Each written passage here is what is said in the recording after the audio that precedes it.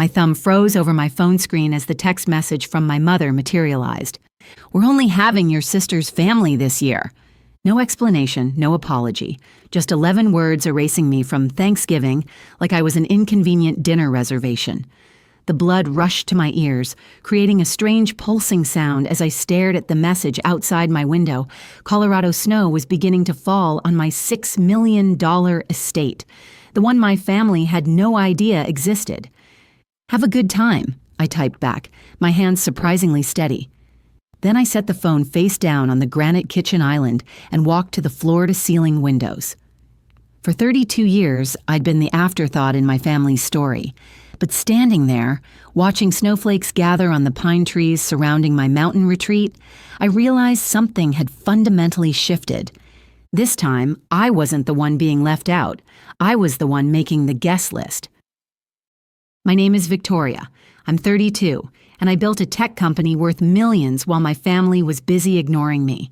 This is the story of how I created the Thanksgiving that finally made them see me. Growing up, I learned early that our household revolved around my older sister, Natalie. My parents, Evelyn and James, had constructed our family dynamic like a spotlight. With only one target, Natalie was their masterpiece. The homecoming queen with perfect grades who married into a prestigious family. I was the supporting character who existed in the shadows. When I won second place in the state science fair at 14, I stood in our kitchen clutching my ribbon while my parents paced back and forth on the phone. Natalie made varsity cheer as a sophomore. My mother gushed to relatives. "Isn't she incredible?" My father was already dialing my grandparents to share the real news. I quietly set my ribbon on the counter and walked upstairs. No one noticed it was missing the next morning. At 15, I created a photo sorting app that could recognize faces before that technology was mainstream. I raced downstairs to show my father, practically vibrating with excitement. He glanced at my laptop screen for exactly 6 seconds. I counted them, before saying, "That's good, Victoria," and turning to tell my mother about Natalie being nominated for homecoming court. When MIT accepted me, my mother's first words weren't congratulations. "That's far from home, isn't it?" she said, frowning slightly. My father added, "If that's what you want." They didn't visit once in 4 years. Not for Parents' Weekend, not for my honors ceremony, not even when I graduated with distinction. Instead, I watched their vacations unfold on social media Florida beaches and California wine tours, always with Natalie and her husband Tyler in the photos. Tyler's family represented everything my parents aspired to be: wealthy, connected, socially important. When Natalie married him, the wedding had 8 bridesmaids in matching lilac dresses. I wasn't one of them. I spent most of the reception helping the catering staff because someone mentioned they were short-handed. My mother cried during Natalie's father-daughter dance while I restocked water glasses. No one noticed I wasn't at my assigned table. After college, I threw myself into work at tech companies around Boston, learning through brutal trial and error how to survive in a cutthroat industry. When my first startup failed at 26, I called my father seeking advice. His response was immediate and cutting. "You're not cut out for business, Victoria. Be practical like your sister." I hung up, stared at the wall of my tiny apartment, and promised myself I'd never ask them for help again. Grandma Paula was the exception. She called every Sunday to ask how I was really doing. No pretense, no comparison to Natalie. "One day you'll build something they can't ignore," she told me once. She didn't know how prophetic those words would be. I reread my mother's message that night, the blue glow reflecting in my dark kitchen window. "We're only having your sister's family this year."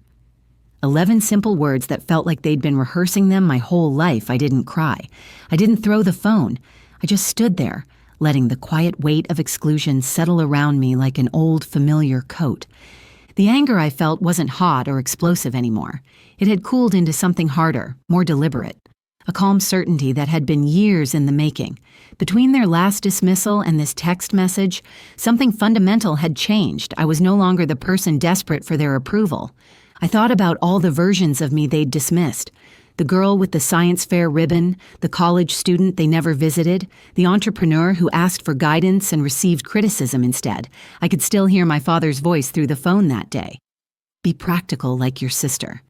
Maybe that's what they'd always wanted, for me to stay small, predictable, easy to categorize. Maybe that's why they never asked questions after I stopped sharing details about my life, because if they didn't know, they couldn't be wrong. What they didn't know was that last year, I had sold my cybersecurity company for $320 million. The ink on the contract was barely dry when I bought this property. 50 acres of pristine Colorado mountainside with a 6-bedroom main house, guest cottage, and views that made even the sky look expensive. It wasn't just a home, it was proof that I had flourished without them. I hadn't told anyone about the sale or the property. Not Grandma Paula, not even my closest friends from MIT. I wanted to keep something that was purely mine, untouched by comparison or commentary. But now, looking at that text message, something clicked into place. I wasn't the one left out. They were. The next morning, fresh snow blanketed the mountains outside my window, transforming the landscape into something new and pristine. For the first time in years, I wasn't dreading Thanksgiving, I was redesigning it. I opened my laptop and started making calls, beginning with Uncle Henry. "What are you doing for Thanksgiving?" I asked casually. He hesitated. "Your mom said it's just immediate family this year." "Right," I answered softly. "Guess that means us outcasts stick together." One by one, I called everyone who had been a fixture at our family Thanksgivings. Aunt Linda and her 3 kids, Aunt Carol, Uncle Stephen and his wife Karen, cousins from both sides of the family. Every single one gave the same response. "Your mom told us she's keeping it small this year." By the time I finished the last call, the pattern was clear. My parents had cut 20 relatives from their guest list. Not because there wasn't space, but because Natalie's in-laws were more impressive doctors, lawyers, old money Polish. Our family had become a performance, and anyone who didn't enhance the image was edited out. I leaned back in my chair, watching the sun turn the snow-covered peaks to gold. Then I called the one person I trusted completely. Grandma Paula picked up on the second ring. "Victoria, sweetheart." "Grandma," I said, unable to keep the excitement from my voice. "How do you feel about spending Thanksgiving in Colorado?" She laughed, the sound warm and familiar. "As long as I don't have to cook, I'm in." "Perfect, and bring your appetite." That afternoon, I started planning in earnest. I called Marco, a private chef from Denver who'd worked at a Michelin-starred restaurant. I hired a professional photographer. I arranged flights, hotel rooms, and car services for 35 guests. Everyone I invited sounded both shocked and delighted. Most hadn't seen me in years. None knew what I'd built. Over the next 2 weeks, I finalized all the arrangements while Grandma secretly booked her flight from Ohio without telling my parents. We coordinated by text so she would arrive just in time for the Thanksgiving meal. As I moved through the house, past the stone fireplace and floor-to-ceiling windows, checking guest rooms and finalizing details, the space seemed to vibrate with purpose. This wasn't about revenge anymore. It was about reclaiming something I'd lost years ago, a sense of belonging on my own terms. By the end of the week, everything was set. Flights booked, personalized gifts wrapped, guest rooms prepared. Each room held a small token that showed I'd been paying attention even when they hadn't fly rods for the uncles who loved fishing, handmade jewelry for my art teacher cousins, first edition books for the readers. That night, as I reviewed the final guest list, my phone lit up with a text from Natalie. "Hey, just checking. What are you doing for Thanksgiving?" I smiled and typed back, "Spending it with family who actually wants me there." Thanksgiving morning dawned under a perfect blue sky. Sunlight spilled across fresh snow, turning the world outside my windows into a postcard. Inside, the air already smelled like rosemary, butter, and wood smoke as Marco orchestrated his team in the kitchen. My guests would start arriving within the hour. I stood at the window holding a mug of coffee, feeling strangely calm. For the first time in years, I wasn't pretending or waiting to be noticed. This day was mine. The first car pulled up at 9:15 a.m. Uncle Stephen and Karen stepped out, their faces lifting toward the house in undisguised awe. "Holy hell, Victoria," Stephen said when I opened the door. "This is yours."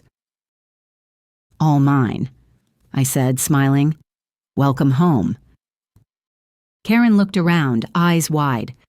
It's beautiful. I can't believe your parents didn't want to see this. Their loss, I said, and meant it. Over the next 2 hours, the house filled with laughter and footsteps. Aunt Linda arrived with her college-aged kids. Aunt Carol brought a homemade pie. Cousins hugged me at the door like they hadn't seen me in decades. People wandered through the rooms, running their hands over the walls, taking pictures, gasping at the mountain view. My MIT friends Rachel and Ethan flew in from Boston, whistling when they saw the guest house where they'd be staying. Tech CEO life suits you, Rachel said, squeezing my arm. I'd texted them directions to the guest cottage earlier that morning, knowing they'd prefer their own space. By noon, everyone had settled in. Some helped in the kitchen, others gathered by the fire, trading family stories I'd never heard. The sound of genuine laughter echoed through the rooms, real, unfiltered joy. For the first time, I wasn't the quiet one on the sidelines. I was at the center, not because I demanded it, but because I'd built it. At 2 p.m., Marco carried out the turkey on a massive silver platter. The dining room glowed with candles and conversation. 2 long tables stretched end to end, draped in white linen and covered with dishes I'd requested from my childhood, my grandmother's sweet potato recipe, maple glazed carrots, 3 different kinds of pie. Everyone took their seats, and for a moment I just stood there, taking it all in. This was what family should feel like, connection without comparison. I lifted my glass.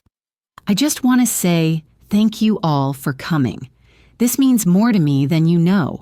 I wanted to spend today with people who actually want to be here. Hear, hear. Several voices murmured, glasses rising. Uncle Henry smiled and added, to Victoria, who built all this from nothing and was kind enough to share it with us. The moment hung in the air, warm and real. I opened my mouth to reply when a car door slammed outside. Everyone turned toward the window. A taxi idled at the gate. The passenger door opened and out stepped Grandma Paula, coat buttoned against the cold suitcase in hand, eyes sparkling like she'd just pulled off the greatest trick of her life. I ran to the door. Grandma, you made it. You think I was going to miss this? She said, hugging me tight. I told your parents I wasn't feeling well enough to travel. Then I bought a ticket online. Figured it out all by myself, too. I helped Grandma with her suitcase as we walked up the path to the front door, where everyone waited to greet her. She beamed at the crowd gathering in the entryway, clearly delighted her surprise had worked perfectly. The room erupted in laughter. She fit right in, moving from person to person, hugging everyone, eating 2 full plates of food. The afternoon unfolded like something from a movie. Kids ran outside in the snow. Music played through hidden speakers. People gathered around the fireplace sharing stories I'd never heard about my own family. When the photographer arrived, we took group photos on the back deck with the mountains behind us. Everyone smiled so wide it almost hurt to look at. This is the happiest Thanksgiving I've ever seen, the photographer kept saying. Later that evening, after dessert, I sat beside Grandma Paula near the fire. She leaned toward me and said quietly, You know, I'm proud of you, Victoria. You didn't just survive. You made a place for everyone else to belong. My throat tightened. I wanted to say thank you, but before I could, my phone buzzed on the coffee table. Then it buzzed again, and again. Notifications stacked on top of each other, messages, calls, social media tags. I picked up the phone and stared. Photos from our day were flooding online. Best Thanksgiving ever at Victoria's Colorado estate. Who needs Ohio when you've got the Rockies? You're grateful for family that shows up. Some people talk about family. Others rebuild it from scratch. My phone lit up like a Christmas tree. The last post stopped me cold. Rachel had tagged me in a group photo, everyone smiling with arms around each other, mountains glowing in the background. The caption read, Some people talk about family. Some people rebuild it. Then the calls started. My mother, my father, Natalie. My phone wouldn't stop buzzing. Grandma raised an eyebrow. Go on, she said. See what they have to say. I answered, Hi, Mom. Her voice came through sharp and nervous. What is going on? Why are there pictures of you hosting Thanksgiving in Colorado? Why is your grandmother there? We thought she was sick. She was sick, I said evenly. Sick of your Thanksgiving plans? There was a pause, then my father's voice in the background. Where did you get the money for all this? I sold my company last year, I said. $320 million. The silence that followed was so long I could hear the fireplace crackling. Then my mother whispered, "Why didn't you tell us?" I tried, I said, my voice steady. Last Christmas, you were too busy talking about Natalie's son's piano recital. My father's voice rose, hard and defensive. You made us look bad, Victoria. Everyone's talking about this. I let out a breath. I didn't make you do anything. You uninvited half the family because they weren't good enough for Natalie's in-laws. I just invited them here instead. Natalie's voice came next, tight and anxious. Do you know what this looks like? Our Thanksgiving looks pathetic compared to yours. That's not my problem, I said quietly. Then another voice cut through the chaos. Grandma Paula stood beside me and said, "Put it on speaker." I did. Mom? My father asked, startled. You're there? Of course I'm here, she said, calm and clear. And it's about time you listen to someone other than yourselves. She took a slow breath. You've taken Victoria for granted her whole life. You pushed her aside, made her feel small so you could polish Natalie's crown. And now you're embarrassed because the world saw it. She didn't do this to hurt you. She did it because she wanted to spend the holiday with people who care about her. Nobody spoke. The silence on the other end was heavy. My father mumbled something that sounded like, "We'll talk later," and hung up. I stared at the phone for a long time, my heartbeat finally slowing. Grandma squeezed my hand. You did the right thing, she said. I don't know, I whispered. Maybe I was being petty. No, she said softly. You were being honest. There's a difference. Outside, snow had started to fall again, thick and slow. Inside, laughter picked back up. Music hummed through the speakers, and warmth filled every corner of the house. As the night faded, I looked around at the cousins, aunts, and friends who'd flown across the country to be here. My phone was still buzzing somewhere on the counter, but I didn't care. I finally had what I'd been waiting for my whole life, a seat at my own table. A week passed before I answered any of their calls. By then, the snow around the estate had deepened, softening the world into silence. When I finally unlocked my phone, there were dozens of messages waiting. The first was from Natalie. I've always been jealous of you. You gotta choose your own path. I just did what Mom and Dad wanted. I'm sorry they hurt you because of me. I stared at her words for a long time, unsure whether to believe them. Still, it didn't sound like the sister who once told me I wasn't bridesmaid material. It sounded human. I typed back, "Thanks for saying that." Oh, it was all I could manage. Then came a text from my father.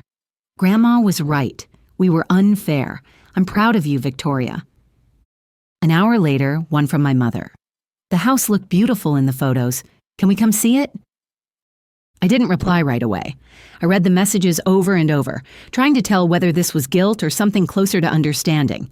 For days, I kept the phone on my nightstand, silent. Finally, I sent a short response. Come for Christmas. Just you, Dad, and Natalie. The weeks between Thanksgiving and Christmas passed quickly as I prepared for my parents' visit. The estate looked even more beautiful with holiday decorations and fresh snow covering the mountains. They arrived 3 weeks later. A taxi wound up the long drive through the snow, stopping at the front steps. When they got out, they just stood there, heads tilted back, eyes wide at the sight of glass and stone against the white. My father's voice cracked. First, Victoria, this is incredible. Inside, they moved slowly through the rooms, touching things like they were afraid they might break. They stopped in front of the wall where I'd framed the magazine covers. Forbes, Business Insider, the articles about my company, CyberShield. My father traced a headline with his finger. You never told us, he said quietly. I tried, I answered. You just weren't listening. At dinner that night, the silence was gentler. My mother set her fork down and looked at me. "We failed you," she said simply. "We pushed Natalie too hard and didn't give you what you needed. I'm sorry." My father nodded. "We can't change the past, but we want to start over."